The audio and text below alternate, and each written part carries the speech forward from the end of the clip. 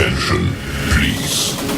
The show starts in 10, 9, 8, 7, 6, 5, 4, 3, 2, 1, go.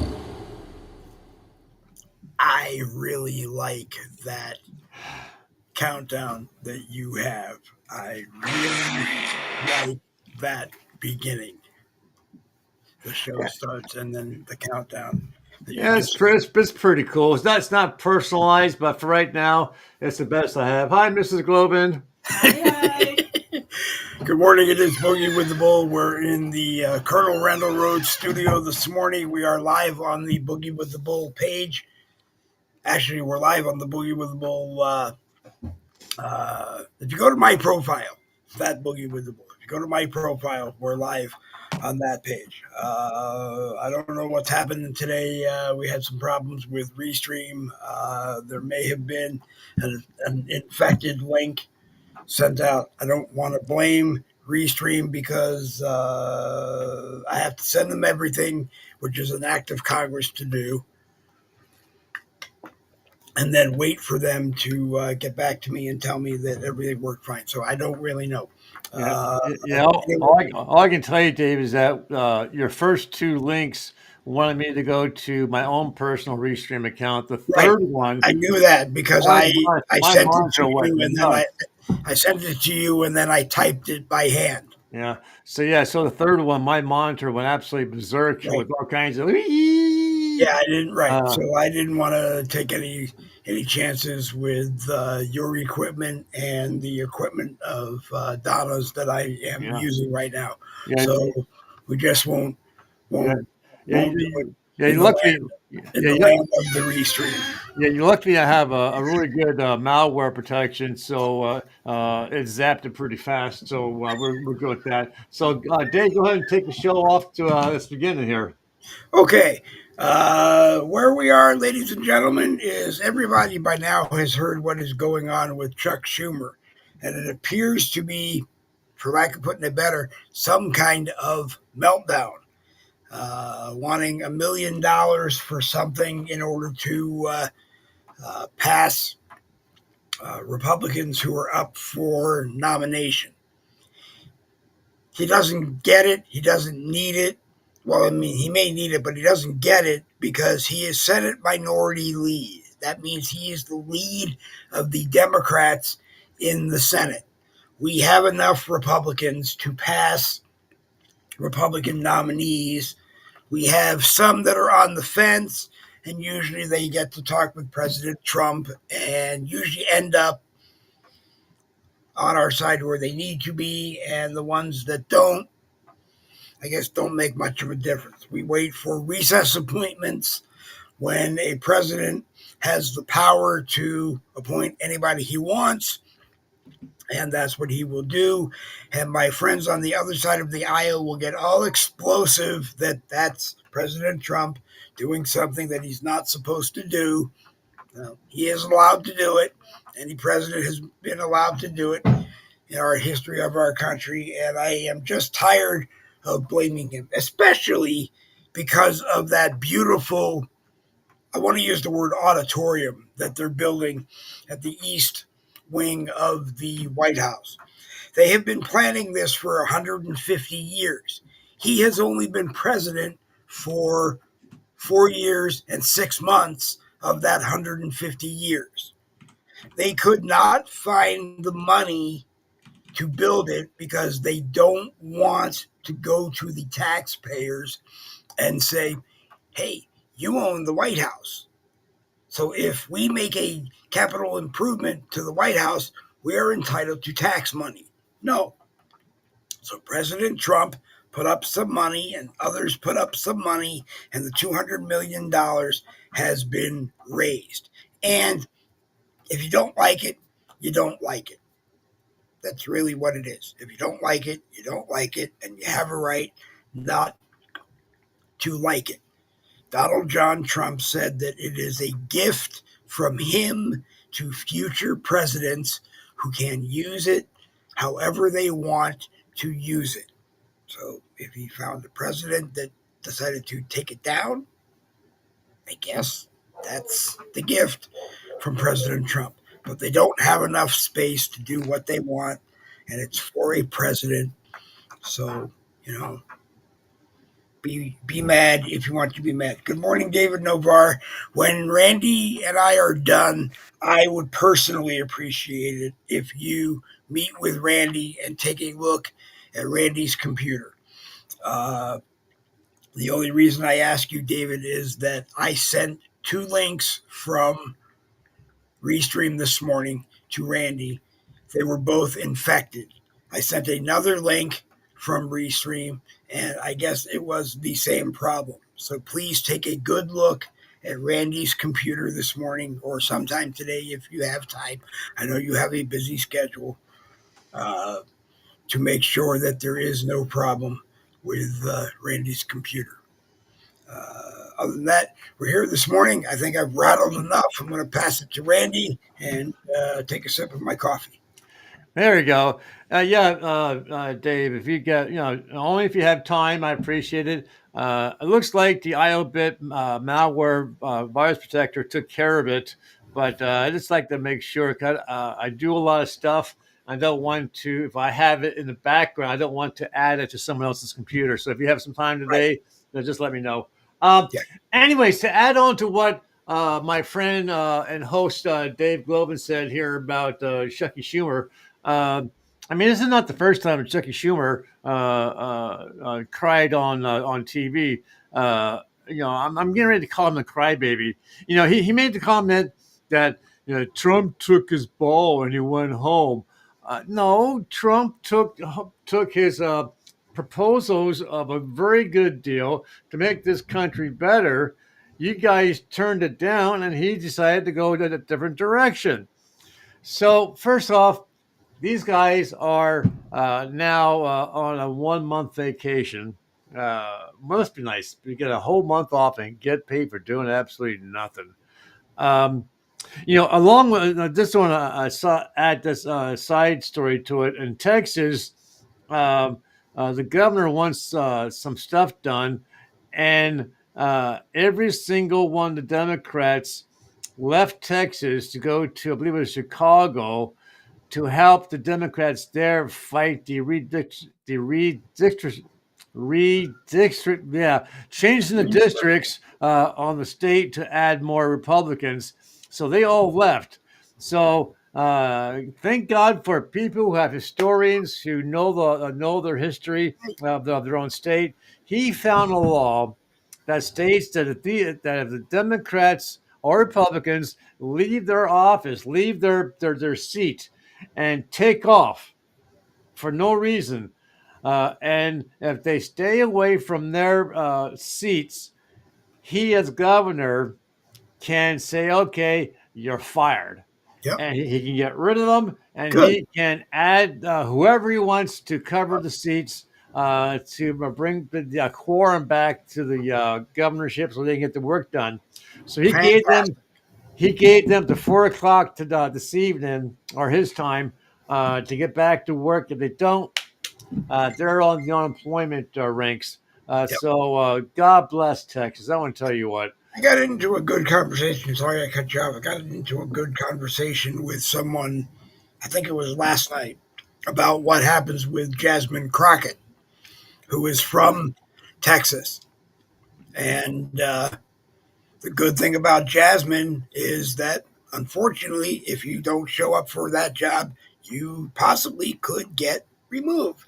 What I heard was that you still continue in your office until the next election, and the next election decides what you could do. I hope that is wrong. I hope Randy is right. I hope it's right with the others, because it's really a time where Republicans and Democrats need to come together as Americans and realize what we need to do for America. You can still be a Okay. Republican, you can still be a Democrat, but hey, let's just do it together. Okay, so this is the statement that Governor Greg Abbott put out as of yesterday. Good. Real Texans do not run from a fight. That's exactly what most of Texas House Democrats just did. Rather than doing their job and voting on urgent legislation affecting the lives of all Texans, they have fled Texas to deprive the House of the quorum necessary to meet and conduct business. These absences are not merely unintendable and unavoidable interruptions in public service like a sudden illness or a family emergency. Instead, these absences are premeditated for an illegitimate purpose. I'm going to skip down. This amounts to an abandonment or forfeiture of an elected state office. When the governor calls a special session, everyone has to be there. It is not optional, it is a duty. The absconded Democratic House members were elected to meet and vote on legislations, not to rent votes. I'm going to go down. This truancy ends now. The derelict Democratic House members must return to Texas and be in attendance when the House reconvenes at 3 o'clock p.m. on Sunday, August the 4th. For any member who fails to do so, I will invoke Texas Attorney General Opinion number KP 0382 to remove the missing Democrats from membership in the Texas office. In addition to abandoning their offices, these legislators may also have committed felonies. Many absentee Democrats are soliciting funds to evade the fines they will incur under House rules. Any Democrat who solicits, accepts, or agrees to accept such funds to assist in the violations of legislative duties or of skipping a vote may have committed bribery and are subject to Texas Penal Code, blah blah blah, and can be in place in jail. So so he's going to do it. It's been an interesting week. Liz Pocahontas Warren, I had trouble saying Elizabeth this morning, stepped back, fell over a desk Yeah, I saw that. on the Senate floor, and Ted Cruz, a Republican, came to her aid with a smile on his face and kind of laughing. And if you look at the video, she's kind of laughing about the whole thing too, and helped her up, and it ended. So you didn't get to see if she thanked him or he, said something as classic Ted and got a laugh. I was just surprised that he was the first one who came to her aid because there were people that were closer to her. So. Yeah. So I in my search for some of the stuff you were talking to me this morning, Dave, I found this, and I just got shared. Yeah, I'm a big fan of how old movies and TV shows, stuff like that. And one of my most favorite actors is James Cagney. It's kind of weird. Hold on a second. Hang on a second. You can do it. Jimmy Cagney. No. So I'm going to play this. He's one of my favorite actors. He's the guy that has that nose you can ski off of. If you know what I mean. He has one of those kind of noses. Hang on a second. Let me get here. Here we go. You live here? Yes. Well, maybe you know what a zombie is. When a person dies and is buried, it seems there's certain voodoo priests who have the power to bring him back to life. Horrible. It's worse than horrible because a zombie has no will of his own. You see them sometimes walking around blindly with dead eyes, following orders, not knowing what they do, not caring. You mean like Democrats? You gotta love it. Just like Democrats. I think the actor was Bob Hope.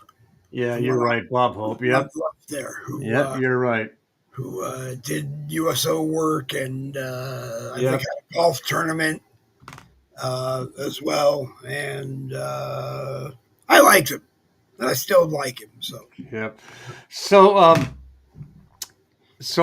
besides I've been seeing a couple of things in today's news as I get ready in the morning. The whole morning routine. I have the news on. Damn! I just realized I just turned into my father. Honest, no, honest God, my dad worked from home. I work from home. He makes a shitload of money. I'm poor, but he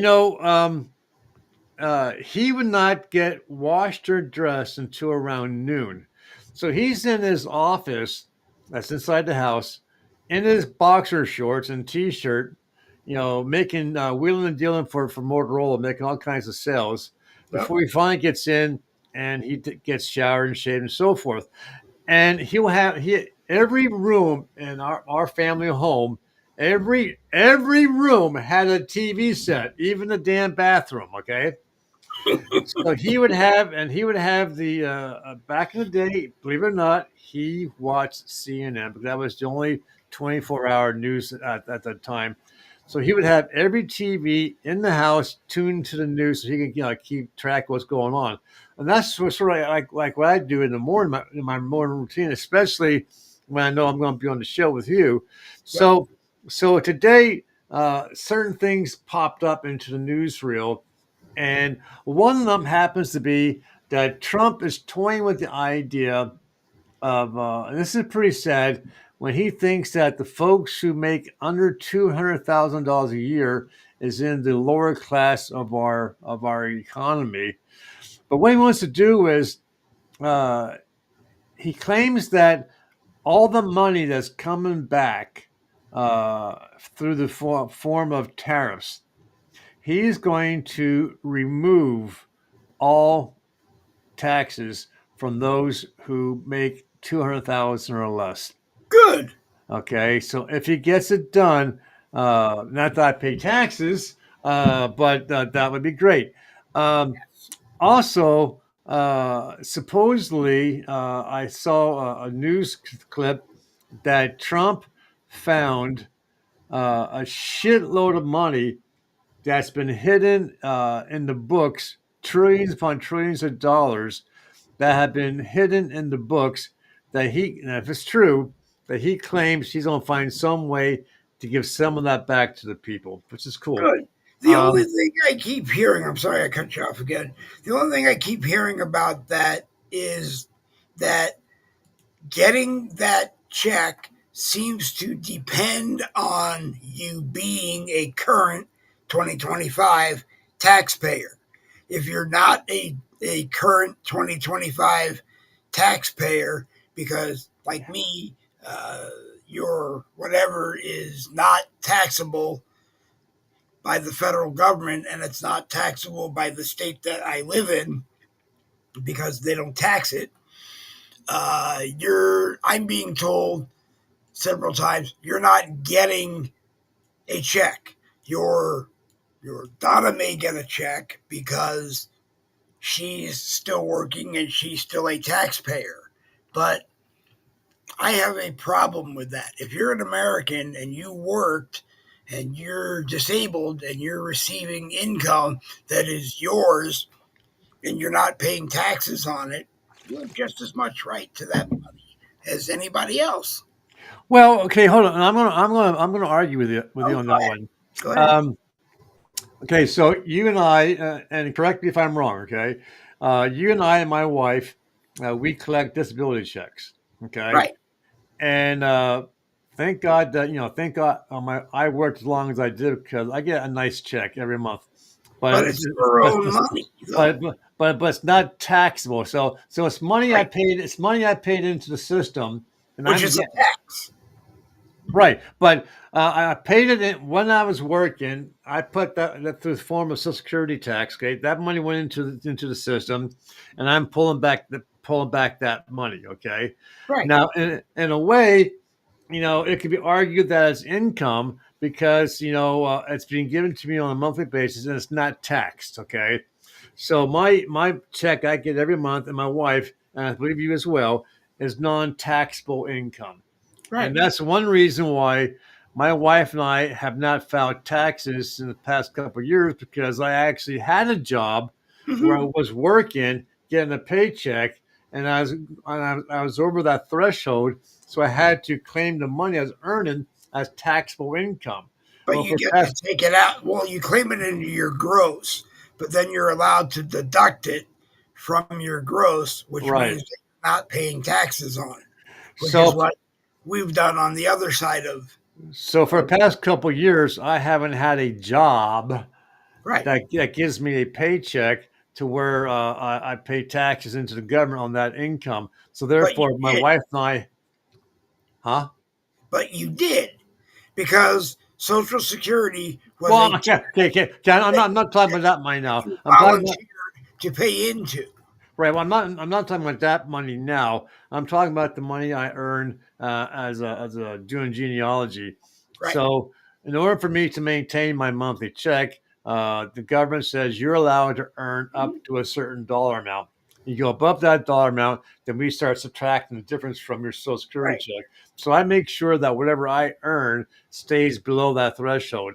So that money is not taxable. So right. for the past couple of years, my wife and I have not done any type of tax forms. So it's like you're saying, more than likely, this money is going. If it happens, will go back to the people who actually last year did an IRS tax form to show that that they pay taxes and they're actually a person, and that's how they deposit the money. Just Right. like back when we used to get we get those two very nice refund checks, it was because you're paying taxes and they had access to your bank account. So anyone in my situation, my wife, we probably won't get any benefit Correct. from any type of money coming back to us. Correct. Which is why I get angry every time I see on Facebook, all through the month of July that $25,000 is coming to your account. Well, it Yeah, didn't come. Now again, it's something started in August. You're going to get all kinds of money. Well, the yeah, truth is that realistically, I'm probably not. We might as a couple because Donna might get it. right, right, I don't. I don't want to hear. That's not the answer that I want to hear because I paid into it and they took it and did whatever they wanted to do with it and then keep messing up when it's mine. You yeah. did something. You have a video? Yeah, you have to love it when the Democrats, as they start talking and they bring Trump's name into the conversation, they kind of break down, Yep. sort of like what this guy here did when he was talking about what we're talking about here. So let's listen to crying Chuck Schumer, Chuck Chuckles.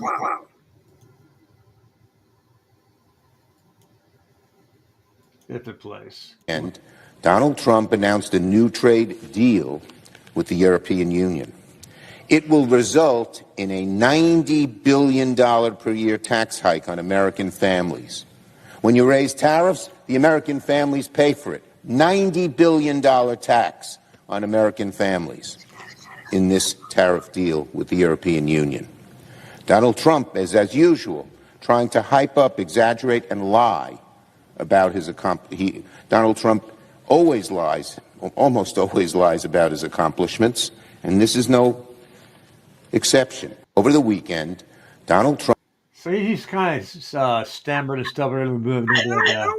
I don't get him because even if it's true that the federal government is going to take in $90 billion in tariffs, let the federal government take in $90 billion in tariffs because people are going to continue to buy iPhones, iPads, Microsoft Surfaces, all these devices that are built outside of the United States. They're going to drive cars that are built outside of the United States. It's all a game to me. They got upset that companies like Toyota were building cars outside of the United States, flooding the United States market with excess Toyotas and driving prices down. So they raised the tariffs. And he kind of did the same thing. Then Toyota looked at them and said, we'll build a plant in Lexington, Kentucky to build Toyotas. Okay, That's what you wanted. That's what we gave you. That's what we'll do. Those cars don't have any tariff on them because they're built in the United States. Yeah. I've said many times, you can't win when you talk logic. You know, um, I don't know about anybody else, but right now, one of the big arguments the Democrats are using is the price of groceries. Okay, Mhm. I think it just boils down to your choice where you're buying your groceries from. I'll tell you. I'll give you an example why. Um, until about a year ago, let me try and move my microphone without losing the audio. Okay. Okay. So, um, I think it boils down to where folks buy their groceries. About up until about a year and a half ago, well, no one in my household drives anymore because of medication I'm on. So I don't even have a car. Um, so we have our groceries delivered to us. Okay, Mhm.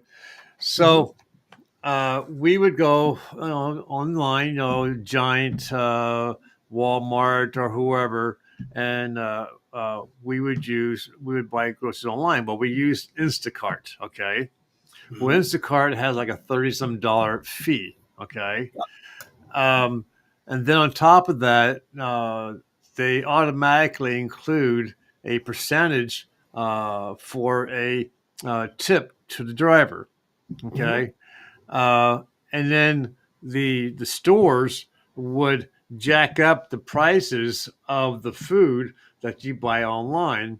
Yep. Plus, they wouldn't give you access to any of the in-store sales and discounts you might have on groceries. Okay, so I figured out we were paying over $50 more in groceries because of that convenience. Okay, so one day I took notice to a Stouffer's delivery van in my neighborhood. Now, to us locally, Stouffer's started off as a Mennonite. Oh, it's Mennonite owned, but it started out as a family farms, several farms.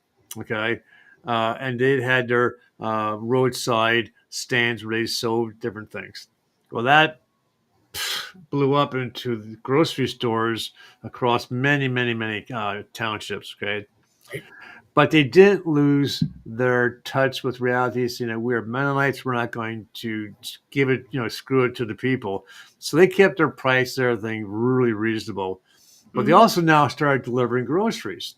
Yep. What they don't do, first, there is no fee to have their guy come to our home to deliver the food. Yep. Okay, it's a really nice elderly gentleman, beautiful. He reminds me of my wife's father. Mhm. Excellent, very nice guy. So no delivery fees, right there. All out goes 30 some dollars for delivery. Okay, The automatic tip situation. there's no tip. Okay, Okay, I hold know, on. but where you said before Right, they add percentage. a percentage on, that's not a tip. I worked for someone for a long time who said that is a service charge, and I won't do that. I won't Well, okay, no, well, okay, well, in this case, clients a service charge. and no. In this case, that tip went to the driver because she had Right. to get a Venmo the money to the driver. Right. Okay, so that went Mhm. from my pocket to the driver. Didn't stop in between to the store. Right. So that would be considered to me a tip. So anyway, so right off the bat, no service charge, no tip to the driver because he's a paid employee. And on top of that, folks, any in-store promotions or prices or whatever is online as well. So if Right. it's buy one get two, half price off, I got that. So right off the bat, boom, money back in my pocket. God bless the Staffers. The only thing I see in it is thinking, channeling my dad for a moment, that if you want a tomato, Tomato. that if you want a tomato, you are not going into the grocery store, and I understand that you can't. But if you want a tomato this big, and you say to the person on the phone or the AI that you talk to, that's the size of the tomato I want, you're going to get one much smaller. No, actually, with Stouffer's has a courtesy desk just to their people who buy food online. So they are phenomenal people. Okay. So if you want a specified blah blah blah blah, you call them up and say, hey, I had this on my order. I need this, and they'll go out of their way to Cool. find that. Also, Jerry on the American Billing Show mentioned this experience when they had to do replacement because he was doing his live broadcast. I guess he ordered groceries, and he got a message saying that there were going to be replacements on his order, but he didn't know what the places might be. Okay. Okay. Now with Stouffer's, if I order for example, a special pizza, it's Doctor something something pizza. It's excellent brand. Okay. Anyways, if I want that pizza and they're out of it, they will call us. Yeah. Mr. Rhodes, just so you know, I see on your order you want the pizza. We're out of that, but we do have this instead. Right. That's the way it should be. Yeah, That's the way it should be. Because if you want that Dr. Something pizza and you get garbage truck driver pizza brand by mistake, or that's the only one that they have, it's not the one that you want. So, yeah, you should get that courtesy call that says, do you mind a garbage truck driver's pizza in exchange for the fact that we don't have a doctor's pizza to send you? And that again becomes your right, because if you don't want it, then you'll say, no, that's okay, I'll hold off on the pizza or something. And on top of all that, if you get your order in prior to 2:00 in the afternoon, you'll get your order that day. They are. I want to tell you what, they are phenomenal people, and the nice thing too is that if you've they have this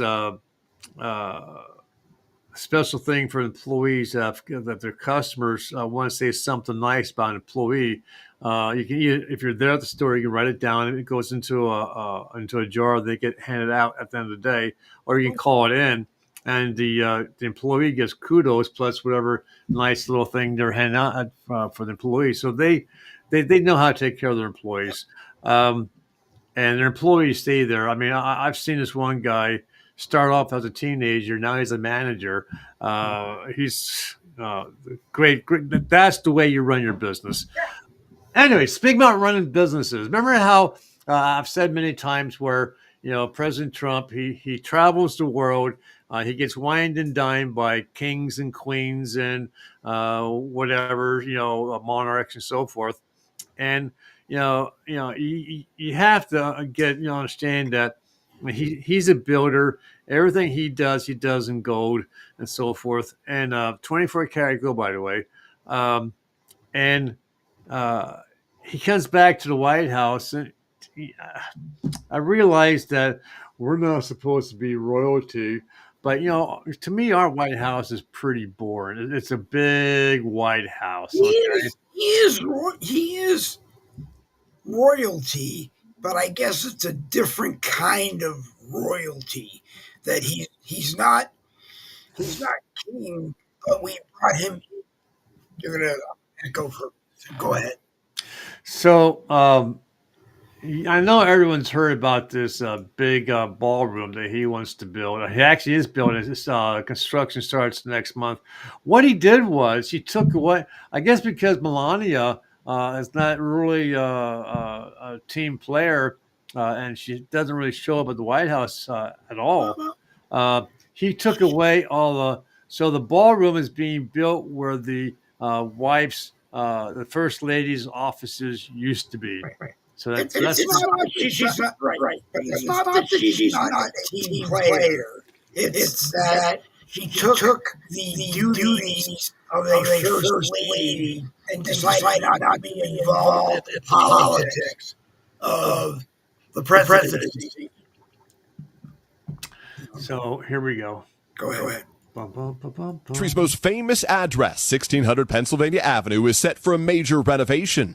The White House unveiling President Trump's latest project, a plan to replace the East Wing, traditionally used for the First Lady's offices, with a 90,000 square foot ballroom. It'll be a grand entertaining space the president's long wanted to build. They've wanted a ballroom at the White House for more than 150 years, but there's never been a president that was good at ballrooms. I'm really good. With construction set to begin this September, the president estimates the price tag at $200 million, a cost he says he'll cover along with private donors, describing it to NBC News as, quote, his gift to the country.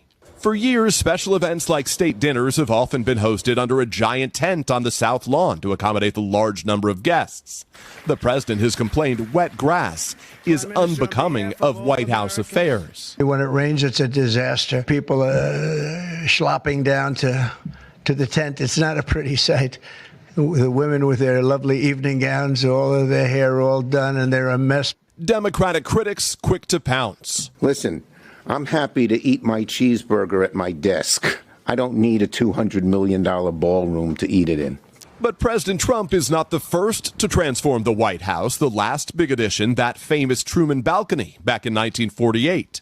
Yeah. The idea I think Trump has is this will be the Trump ballroom. He sees that as his major White House legacy. And it's not the president's first remodel. He's already put up a pair of towering flagpoles, and workers are currently paving over the famous Rose Garden. Of course, he's partial to one precious metal in particular. This is the Oval Office before he arrived, and here it is now with lots of gold accents, much like his Mar-a-Lago estate. And with the ballroom, President Trump is returning to his real estate developer roots. I think it'll be really beautiful. The president also told NBC News exclusively that he is upgrading the Lincoln bathroom in the Lincoln bedroom there, which he says will be truer to the style of the 16th president's era. As for the ballroom itself, the White House says it'll be able to host up to 650 people.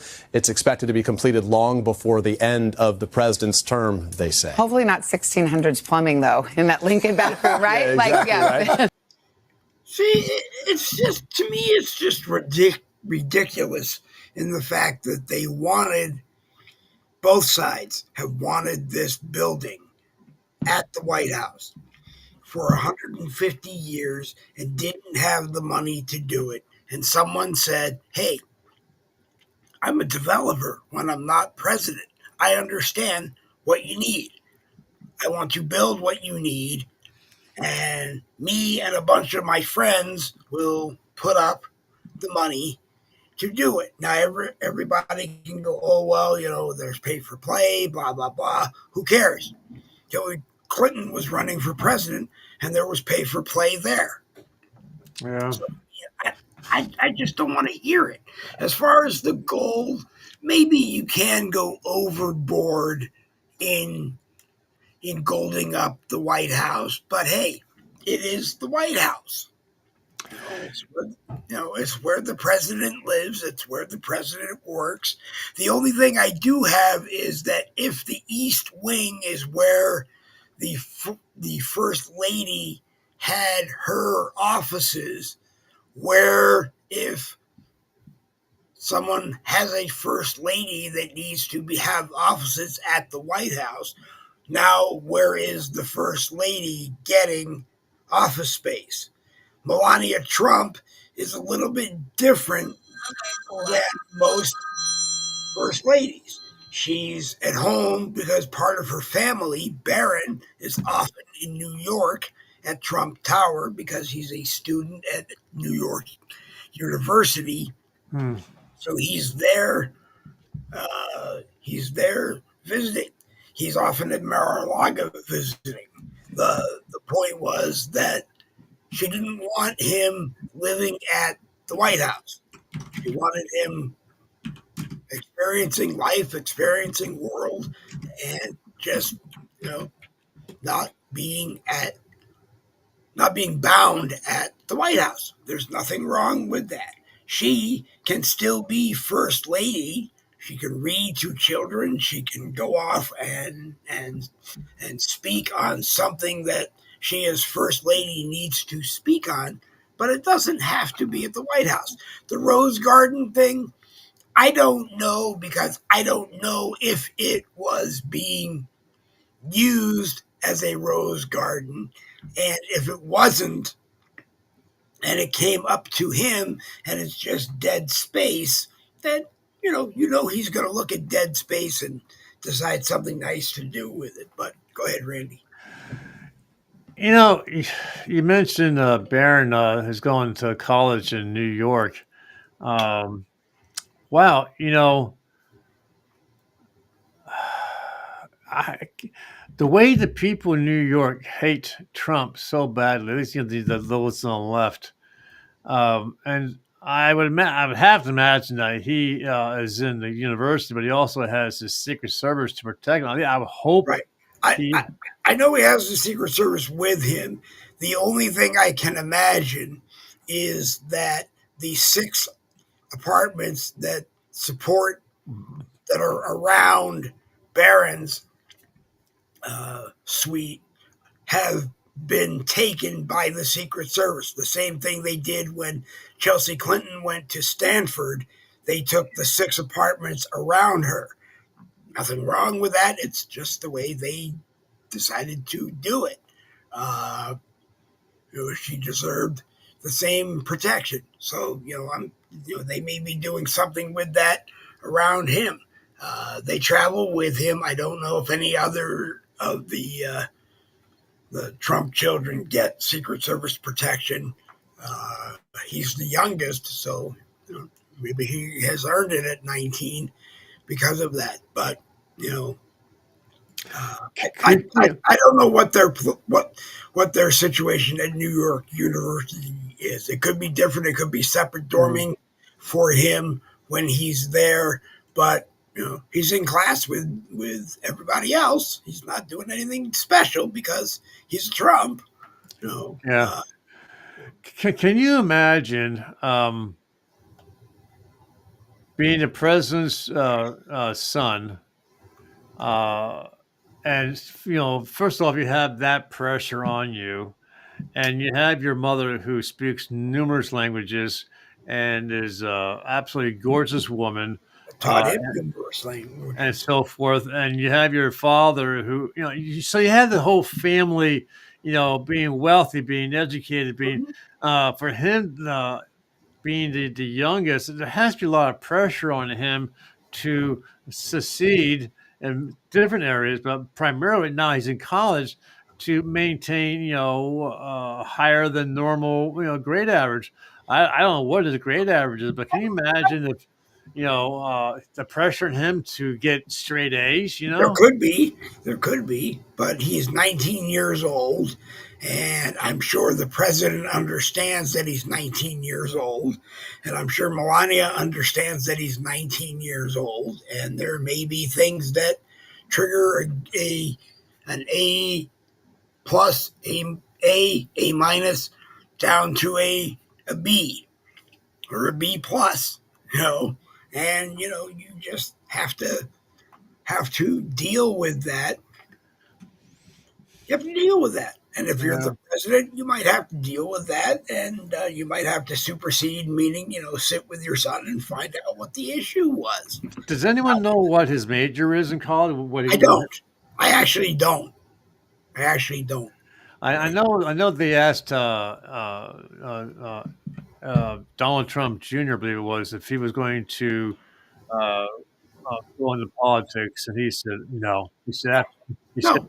he said the way they treated my family, my father says he wants nothing to do with politics. Well, he speaks and makes comments, which is fine, but his position as executive vice president of the Trump organization is a position that rivals anything he's going to get in politics, because he's Donald Trump's son, or Ivanka when she was active, Donald Trump's daughter, or Eric.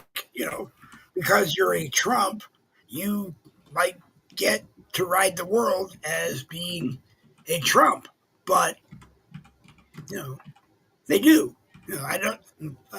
Ivanka's gone back to her own clothing line and some other projects that she had, and Jared is still involved behind the scenes in some advisory capacity, and Donald has is still there as a commentator for lack of anything else. Eric, I believe, went back, but Eric was rumored to have gone back in Trump won because he didn't want the plague of him being Donald Trump's son to get in the way of the fantastic work the Eric Trump Foundation was doing. And that's regal.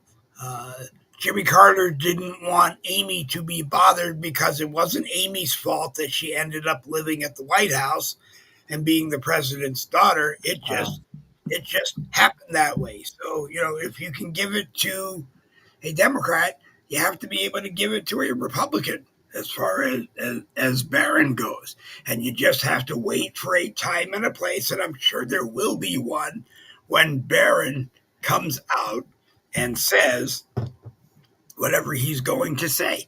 I think of all the Trump children, he is going to be the one who comes out and says something, and it may not even be in 100% agreement with his father, and that's okay.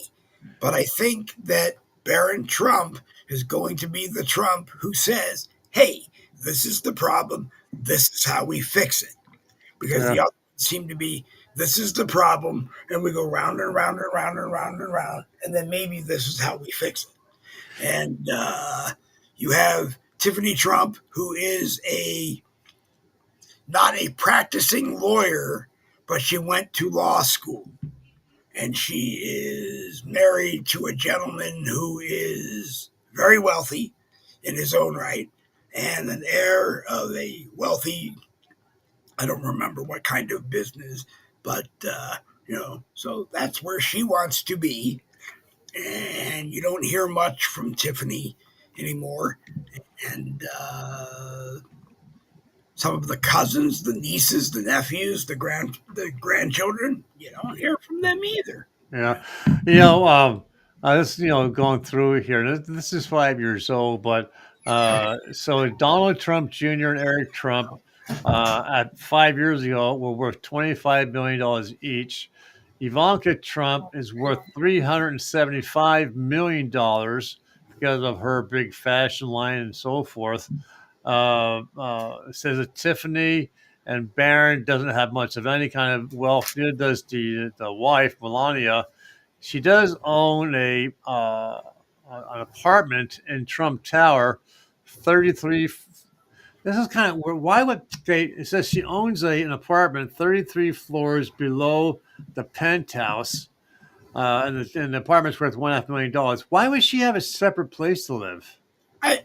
I don't know enough about that to speak on that. All I've ever heard is that she chose to be at Trump Tower and to be at Mar-a-Lago and still be able to be the first lady. But the politics involved of being president, she didn't want to be a part of. And she's in full support of her husband, but she didn't want to be a part of it, which is okay. I mean, to me, that's okay. If that is your world, it's okay. When I'm out with Donna, I don't want to meet people and get into politics because that's not what we were probably talking about. Also, going back even further, one of I call it my favorites, but it really wasn't. Is I was dating someone named Janine and her daughter, the 5-year-old that I talk about a lot. It was her birthday, and someone I was working in radio at the time, and someone from another table kept coming over and going, "I know that voice. You're Dave Glovin from K whatever," and he was being very complimentary to me, and I kept saying to him, "It's my daughter's birthday, and that's what we're here to celebrate tonight. It doesn't matter who I am and what I do. It's the spotlight is on her. And if you can't do that, then, go somewhere else. Yeah, To to to be all over me. Plus, I didn't that phase of my life. I didn't like being the center of attention, and I enjoyed being behind the mic and just being me, and not having to be the center of attention. Anyway, now some days it depends. you know, uh, I'm a big believer in uh, uh, time travel and Mhm. space things and stuff like that. You are. And when you think about, and I'm also a big believer that we, I truly believe that we have, and not only that, Congress has been holding a lot of hearings lately about UFOs, flying saucers, biologicals, blah blah blah. And apparently there's going to be a big review coming up soon. But you have to wonder when things like this come out. And I was going to share these. Now, take the pictures for what you believe they are. Some can say, it's this or that, but these are actual pictures of artifacts. Okay, so this one here is was supposed to be from the year 100 BCE. Okay, and what it appears to be is gears, dials, and so forth, right? Mechanisms that were not supposedly possible in the year 100 BCE. So, where did that come from? We have DNA here. We It, have it's, this. it's What? it's kind of interesting. I looked at it. The first thing I saw was a steering wheel. Yeah, exactly. And here you have the language that's on this piece of paper showing these different plants and stuff. It's written in a language that does not match the existing text that should have been for this time frame. So where'd that come from? And it goes on to like this sculpture here out of quartz. How is that carved? Uh, I just think that there's way too much. Hold on a second, get past this. Uh, Here's a picture that supposedly there's a watch that was found that shouldn't be there. Uh, there's just too many different things carved into stone that makes you scratch your head and say, huh, this building here is 100% earthquake proof. Now, how do they have that type of capability to build a structure like that back in the 1400s? Um, it's just, this picture here really blows my mind. This is from 1941, and here's this guy wearing a modern day T-shirt and the sunglasses.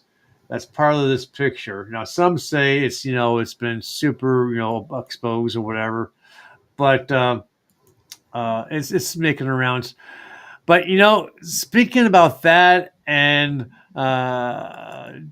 generations ago and so forth, did you hear the latest big hullabaloo about 23andMe? No, please tell me. So 23andMe started off as being strictly DNA testing. If you wanted your DNA tested to find your mom, your dad, or whatever, they were the company to go to. Okay, you spit in this little tube, you send it off, and then they can check your DNA against multi millions of people and find your mom, your dad, your lost sister, whatever. And then they started saying, you know what, we want to get more like Ancestry.com, and we want to start allowing people to build trees and combine the DNA to the tree and so forth. Well, a year or so ago, they decided, they're going to sell the company off to Blackstone, okay? And Congress just had this big hearing about the sale of 23andMe because they're saying you are selling. First, they saw how many subscribers do you have? And he said between 15 and 16 million people. And he said, okay, so you have 15 million plus subscribers. Do they know that you're selling their DNA test results? Do they know that you're selling their ancestry results?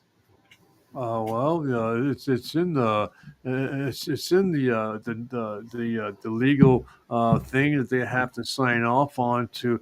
Do they? Yeah, but so how many people read that?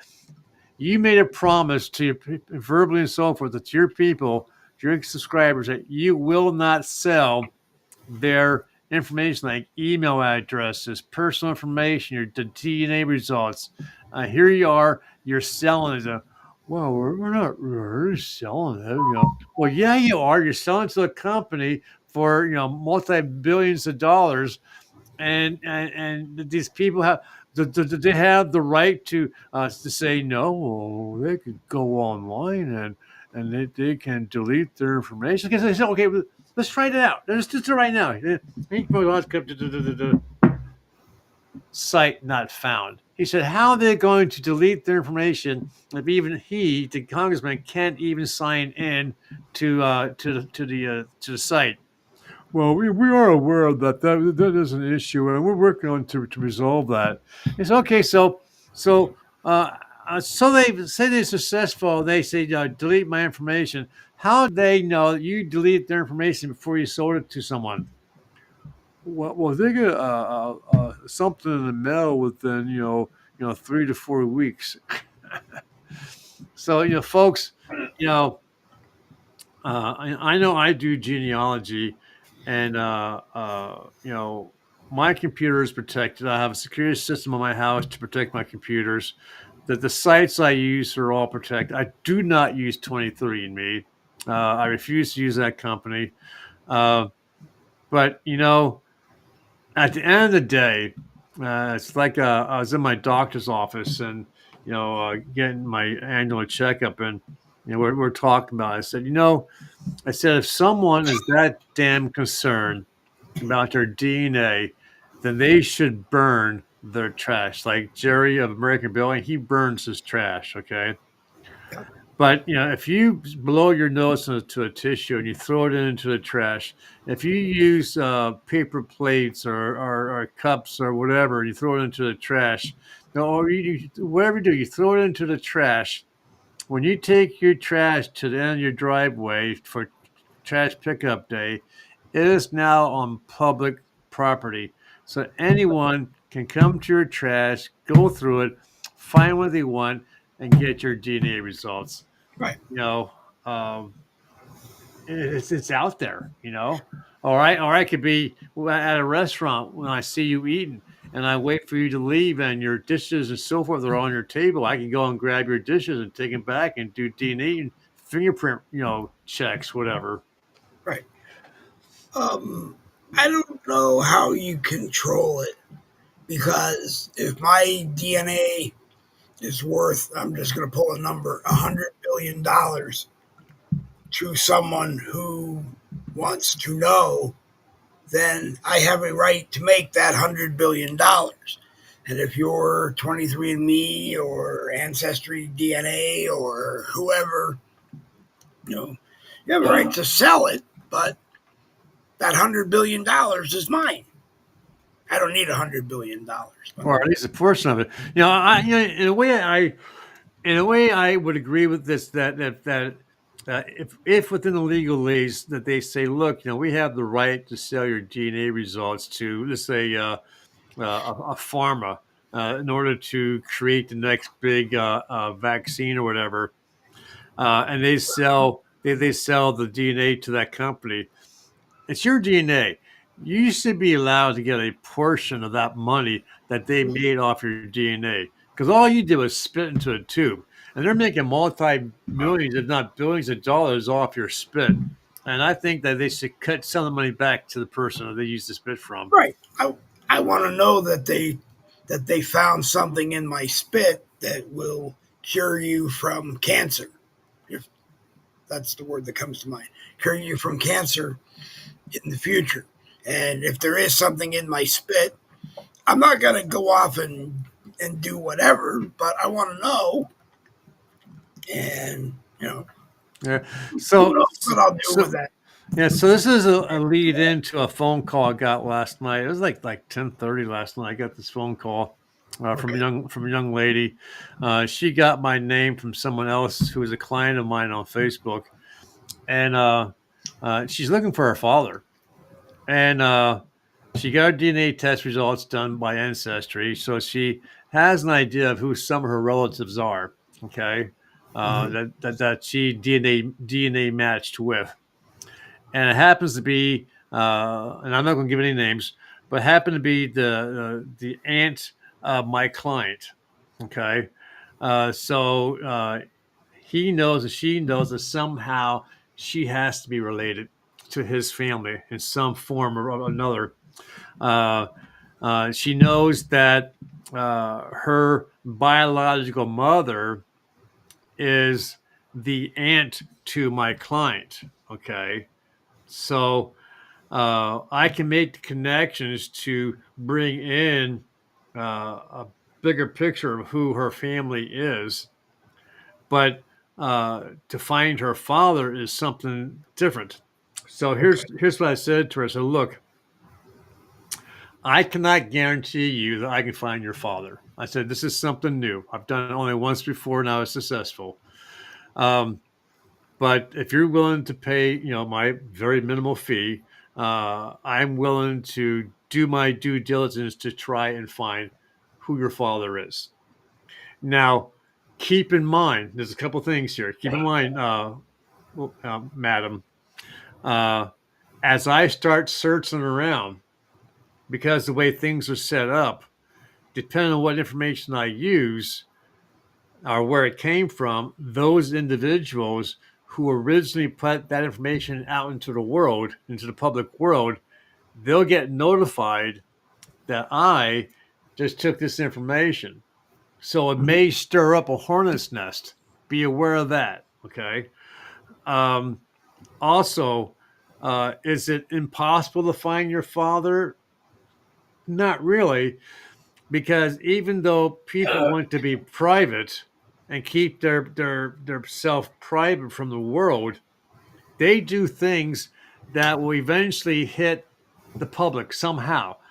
Getting married, birth certificates, death certificates, high school diplomas, newspaper articles, all kinds of things that you would go through your daily routine somehow may hit a public something. And when that becomes public, I can find it. So I said, I cannot guarantee it. I'll do my best, but let's see what happens. So she Doesn't agreed. want to be found. And I'm not saying that there's anything Correct. wrong with that. What if you all of a sudden are able to knock on his door one day and he is very polite, doesn't just slam the door in your face or not answer it, and says, I just don't want to be found. There's things you don't need to know about that others don't need to know about that, I just Right. don't want to be found. So it'd be no different than if a person hired, let's say, a detective to find their mom or their dad, okay? And they can go through and they can say, I found your mom, I found your dad. Or if even the person themselves did it on their own and spent the time on their own to try. I tell you a perfect example. There was this video taken on board an airplane not too long ago. It was a middle-aged man, and then a person sitting next to him in the plane, and they must have knew something was up because they had their camera going. Okay, and the guy walks up, and he says, he starts to talk to him. And the middle-aged man said, "Who are you? What do you want? What are you trying to say to me?" And he had this picture of the middle-aged man with the boy's mother. And the guy said, "How did you find that picture? How did you get your hands on that picture?" "This is my mom." And he said, "I'm your son. You're my father." And next thing you know, there's this all cries and tears and hugs and so forth. So he was happy, okay. But you could have the opposite effect, like you're saying. So the way it's going to play out, big if, I can say I believe this man is your father, and I won't say it unless I have some type of documentation, okay, showing the connection between the man and the girl. Then it's up to her to approach this guy and say, "Look, I have this information. I believe you're my father." Now, the man could be overwhelmed with sorrow and grief and love and oh my God, and hugs and kisses. Or man could take the opposite effect and say, "Go away, I never knew you." Right. So that's a chance that she has to understand and she has to accept. Could go either way. Big if, I am successful. But I've never walked away from a challenge. I've had other challenges where I found murderers and things like that, and mafia.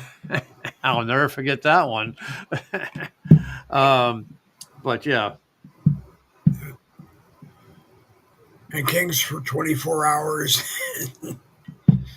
yeah, I'll never forget that because people don't realize our modern day descendants of slaves. Like tomorrow, Tuesday, 7 p.m., Jen Woodruff and myself, along with my friend and client Morris Myers, will be talking about slavery during the war between the North and the South. He is a second generation descendant of a slave.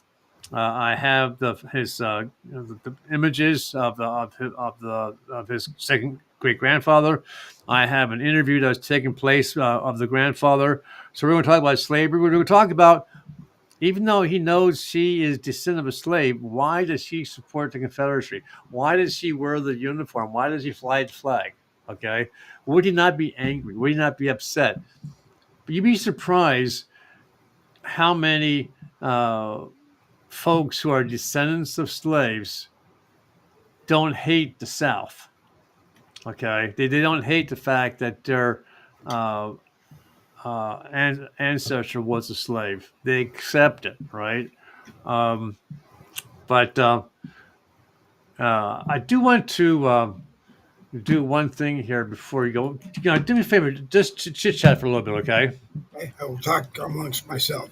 Talk amongst yourself. I will talk amongst myself. Tomorrow night, 7 p.m. I'm not sure if there will be a Boogie with the Bull because of Randy and Jen. Thursday, I am not sure. I did talk to someone earlier in the week about doing something, and of course, they fizzled out. I'm okay with Thursday. Oh, okay. All right. Well, then you just heard it live. Randy will be here with me Tuesday. And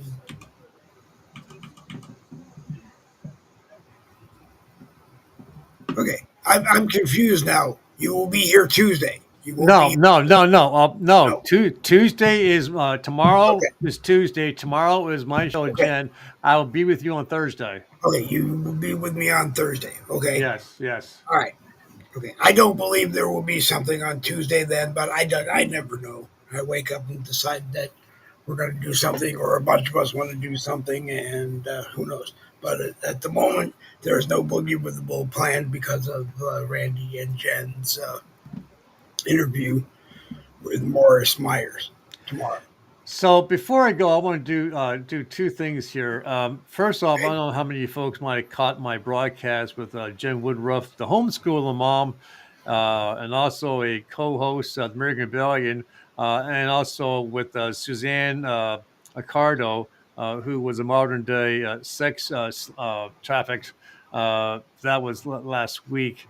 But the broadcast thus far that I know of has reached well over 500 views. And if you haven't seen it, it's on YouTube. It's under Modern Day Trafficking. Look for that and just check it out. She was very pleased with the turnout of the show itself, the question and answers that Jen had, as well as something. I did create using Suno.com. I did create a song from some words that she gave me about herself. I'm going to play this one here. This one here, I actually personally like. It's the same thing. It is her words about her experience with a little bit of an upbeat to it. Hers is more mellow, more calm down. Uh, I like this one here, folks. So these are her words, okay, about her experience.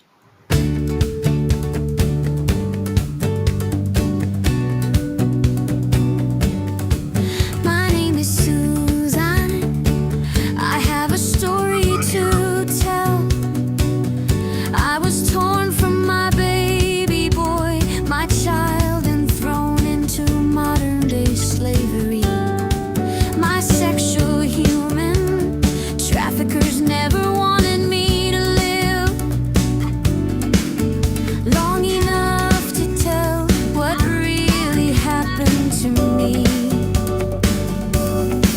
My father, God of Isaac, Abraham, and Jacob had other plans. Awareness about human trafficking in America is so important.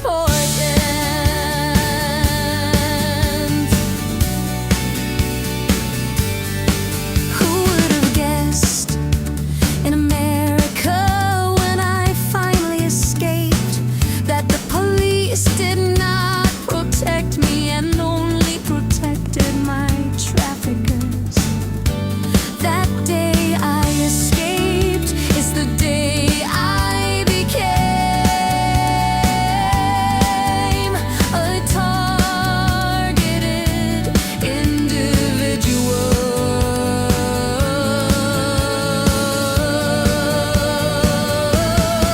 My father, God of Isaac, Abraham, and Jacob had other plans. Awareness about human trafficking in America is so important.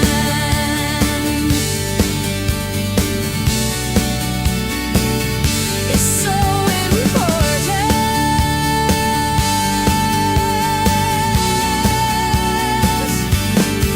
My father, God of Isaac, Abraham, and Jacob had other plans. Awareness about human trafficking in America is so important.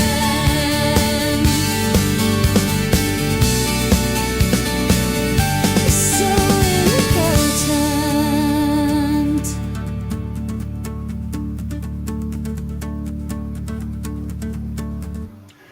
Absolutely, very important. Say what you will, but this software can take 5 words and put it into music, and you have your choice of. And Dave, if you have decided you want to put down some of your own thoughts of your own something for yourself, I'd be more than happy to see what happens as far as a song for yourself. Um, so I want to play one other one. Let's see what this is here, and then I gotta get going. Um, yeah, okay. So this one here is the words taken from the interview about my client Morris's second great grandfather. Was actually a one-on-one conversation. So I thought, I'm going to play with this a little bit and see what happens. This is what I've got. The old war, I don't remember so much about it because I was so young. I was 10 years old at the beginning of the war. My parents were slaves, my father a Spaniard, my mother was French Creole. During the war, all the children had fear.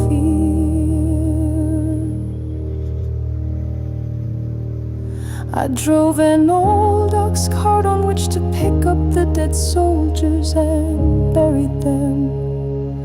A battle took place about 40 miles from the plantation on a bluff near a large ditch. The old master was mean, made slaves lie on the ground and whipped them. I never saw him whip my father. He often whipped my mother.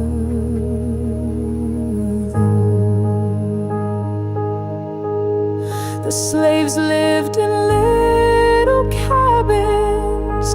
I was married on the 22nd May 1884 by a judge, and after the priest blessed the marriage, we were freed on July 4th. 1 year after the marriage, I left the big house and made a home for my own. I was blessed with many children, 11 boys and 5 girls.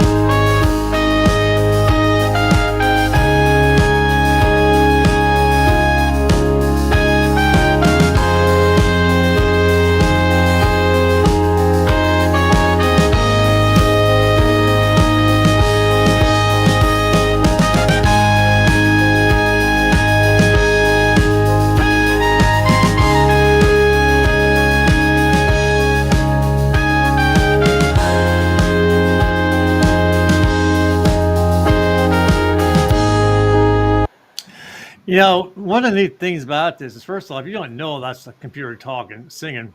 Um, so be careful when you buy your next album, thinking, "Hey, yeah, I got this great album. It's Jim Croce." No, it's a computer pretending to be Jim Croce. Um, but it's phenomenal. It's $8 a month. You can't beat it for the money. Um, I love it. I'm still trying to figure out how to use that to create my own open reel, like Dave's. You know, Dave, his was created by an individual from American Rebellion, and your reel is phenomenal. I really love it. It was. He did a lot of good work on it. He did, and I've taken notice too that he's made several changes to his own. He's made it, a little softer and so forth. But yeah, so Tuesday, 7 p.m. Jen Woodruff, Homeschool the Mom, Morris Myers, myself, talking about slavery. And then I'll be back on Thursday for American Rebellion. Boogie the Bull. Dave, before I jump off here, and obviously you got to jump off with me. You clicked me off. Let's see. Today's Monday morning. Yep. And we did 10 o'clock. So there might be a 7 o'clock tomorrow night, but probably won't be because I want to be in the audience of watching Jen and Randy with Morris Myers. And Wednesday morning, there'll be me and Randy at 10 o'clock. Thursday night, it will be Randy and I and anybody else who wants to join. And Friday is Red Shirt Friday. And the same thing we always do. Politics, news of the day, everything America, and everything that comes out of our mouths. Yeah, about that. Yeah. And on that note, I want to thank the Colonel Randall Rhodes Studios for the last-minute call that I had to require their help to do today's Boogie with the Bull It's on my page. It's on Randy's page. It's on Randy's groups. I will get it out to my groups immediately after the broadcast. Those that put it up, great. Those that don't, I don't know. Shame on you. Shame on you for not putting it up. That's right. Shame on you for not. Yeah. Anyway, thank you, Randy. And Yep. on that note, I'm done. Boom. There we go. Take care, Dave. So, as you said, that's as you said, as he said, I said, he said, we all said, tomorrow, Tuesday, 7 p.m. Eastern Time, Jen Woodruff, the homeschooling mom, my guest, Morris Myers, second generation descended from a slave. We're going to be talking about that, talking about his love for the Confederacy, even though he knew he came from a slave. We'll be talking about that and some other things having to do with slavery. Jen, as I understand, has some questions and answers that she's going to put forth to him. And then we are planning on another show next Tuesday. I didn't tell Dave this. That Jen has a follow-up to questions about the war between the North and the South. And she has some very good questions, very good. So it's going to be good commentary. And you may ask, why is Randy saying the war between the North and the South? Well, those of us who live in the South, me who support the South, we don't say civil war because that's a northern thing. And as we all know, folks, there is nothing civil about a war of any kind anywhere in history. It's not civil, okay? So the war between North and South, that's exactly what it was. The North attacking the South. The South was fighting for its independence. It was later on in the war that they were talking about, whoa, that's slavery. We're going to free the slaves. That's what, yeah. And that's what next week's broadcast is going to be all about. Did they really go to war to free the slaves? That's a question. If you have questions yourself about the war, please be there next Tuesday, 7 p.m. Eastern Time, and be part of the show. So with that, just so you know, my calendar is done. I cannot take any more. I just got one last night from this lady who's trying to find her dad. I'm booked with all Rhodes leading genealogy. Okay. You may also take notice that I removed the Colonel from my name on my Facebook page. It's not that I'm ashamed of it. I'm not. I'm very honored that I was given the rank of Colonel for the Carolina Grey Ghosts. It was causing some dissonation among some people who thought that I shouldn't be using the rank.